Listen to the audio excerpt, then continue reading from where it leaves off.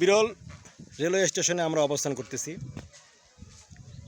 এটি দিনাজপুর জেলার মধ্যে অন্তর্গত একটি উপজেলা এবং এই উপজেলা একটি সীমান্তবর্তী উপজেলা। এই বিরল স্টেশনের সামনে কিছু দূর গেলে ইন্ডিয়ান এরিয়া শুরু হবে, তারপরে ইন্ডিয়ান স্টেশন করবে, যেটা রাধিকাপুর নাম।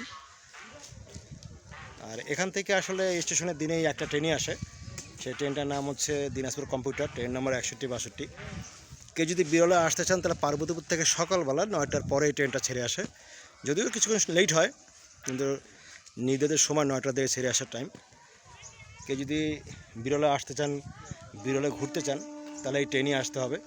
তবে এই ট্রেনে আসে, এই ট্রেনে যেতে পারবেন না, কারণ ট্রেনটা এখনই আবার ছেড়ে দেবে।